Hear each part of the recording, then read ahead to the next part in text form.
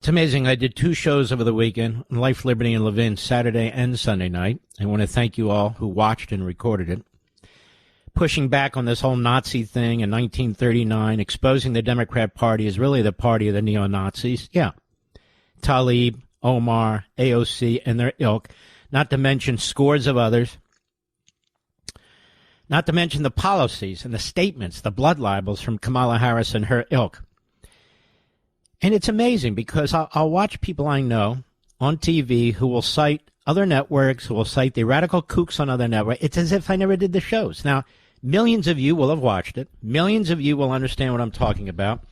But why give voice to people who are reprobates, who are horrendous, who are of a party that has demonstrated itself to be what it is?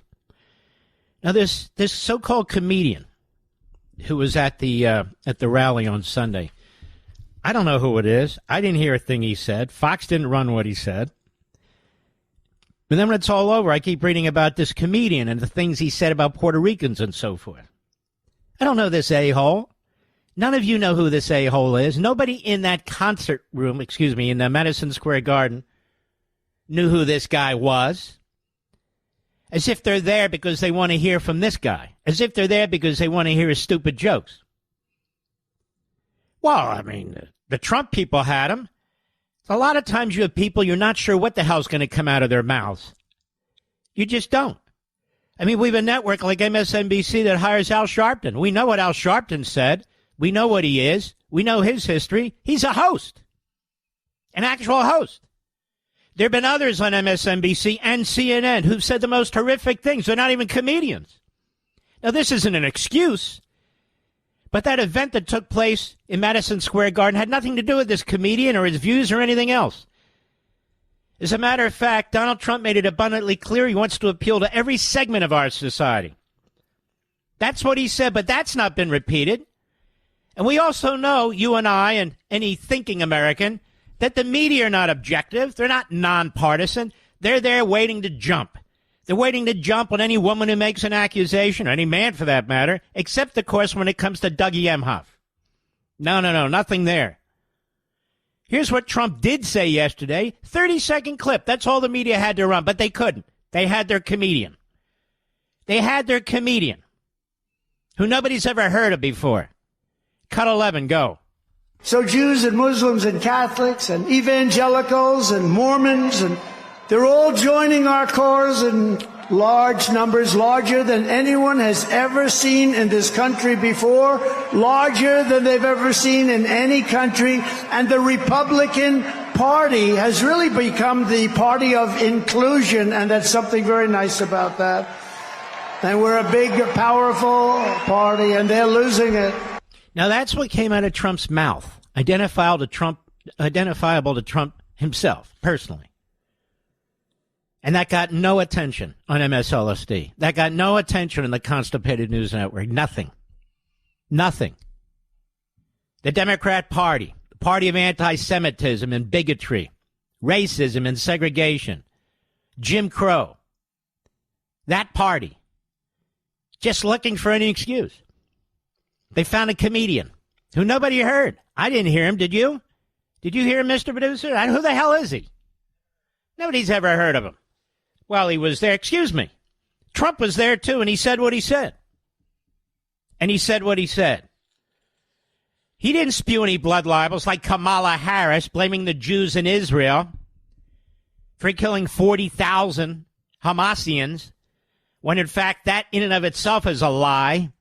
When, in fact, we all have access to what the Hamas leader, one of the ones that hasn't been taken out yet, unfortunately, said 80% of the deaths in Gaza were, in fact, Hamas terrorists and their family members. No, none of that. In fact, the media spew these blood libels against the Jews. That's what they do. And that's what they've done. And that's not a comedian. That's Kamala Harris. Pretty sickening, don't you think? Country's going to descend into fascism. That's the genius that Mika Brzezinski is. Kamala Harris on CBS Sunday Morning defends her rhetoric that Trump is a fascist. You want to know why there's people trying to assassinate Donald Trump? Listen to their media. Listen to Kamala Harris. Listen to Biden. Michelle Obama is screaming that Trump should never be president again. She's screaming. She's screaming. Are we ready for the moment for Kamala to be president? No, I'm not. I'm not ready for it now or ever. Kamala Harris tells Shannon Sharp, Trump's going to take away your First and Second Amendment. Well, where the hell was Shannon Sharp? Let's listen to this, as a matter of fact. I love First Take. I don't think I watch as much as I'd like to, but when I've been sort of bedbound early on during this accident, I watched it a lot. I like Stephen A. a lot. I thought I liked Shannon Sharp, but we'll see. Cut 6, go. Your Fifth Amendment right, your Sixth Amendment right to an attorney. Well, a lot of rights going to be gone. The First Amendment. But the See First what I mean? Amendment. Well, that's so stupid. They're the ones attacking free speech. They're the ones attacking people who dare to speak out at abortion clinics. They're the ones who put out a memo telling federal law enforcement to monitor, interview, charge parents who dare to raise questions at school board meetings. It's amazing. They're the ones monitoring social media, trying to set up a disinformation board at DHS. Shannon Sharp, don't you know what the hell you're talking about? I mean, at least Stephen A. really looks into this stuff. You don't look into crap. Oh, they're going to take all your rights away. Yeah. Don't you know, I would support somebody for president who's going to take all your rights away. Kamala Harris. She sounds like me, stealing what I say, Mr. Producer, and then spewing it out on her own behalf. First Amendment, Second Amendment, Sixth Amendment. Go ahead. Second Amendment. Yes. Look, I'm in favor of the Second Amendment. I don't believe we should be taking anybody's guns away. You're a liar. You're a liar. You're a liar. When you were DA, when you were Attorney General of California, when you were a senator wanting to be president, you talked about it all the damn time. Go ahead. To terminate the Constitution of the United States. No, he wants to terminate the Constitution of the United States. You're the one who wants to eliminate the Electoral College. You're the one who wants to pack the Supreme Court, which would be deadly to the country. You're the one who supports student loan forgiveness, despite the fact the Supreme Court said you don't have that power. That belongs to Congress. They have the power of the purse. You're the one who trashes the men who wrote the Constitution and trashes the men who ratified the Constitution. Whatever happened to all your CRT comments? Whatever happened to your support to 1619? Why are you so silent about that now, Kamala? The Constitution. They're always looking for ways around it. They want to put in the eliminate the filibuster rule so they can ram through everything they want. 4 new Democrat senators out of D.C. and Puerto Rico, and she dares to speak up for the Constitution.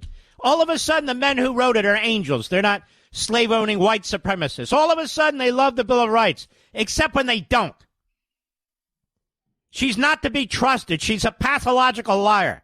And Shannon Sharp, you need to wake the hell up. You need to wake the hell up. You're a nice enough guy. Inform yourself, damn it. Inform yourself. Because all these things that they plan to do are going to affect all of us. Tell me, Shannon Sharp, what exactly did Donald Trump do in his first 4 years to harm the Constitution? Free speech, freedom of association. What did he do? The right to bear arms, Second. What did he do? What did he do? Warrants based on probable cause. That's right. Equal protection, due process. What did he do to damage any of this stuff? Nothing. He did more to help the black community, both in economic programs and criminal justice reform that have been demanded for so many decades. School choice. Tell me, what has Kamala Harris done for the black community, Shannon? Shannon, I'm talking to you. Wake up. What have you done? What did she do? Nothing. She never lifted a damn finger, not as DA, not as Attorney General, not as a senator, not as a vice president. And what's her proposal now? Oh, I'll give $1 million to this, which is unconstitutional, $50,000 for that, $25,000 for that. And by the way, young black men, don't worry, you'll get all the pot you want. Oh, okay. You know what that is? That's a racist. But Shannon sat there like a bump on a log. Painful, embarrassing, pathetic.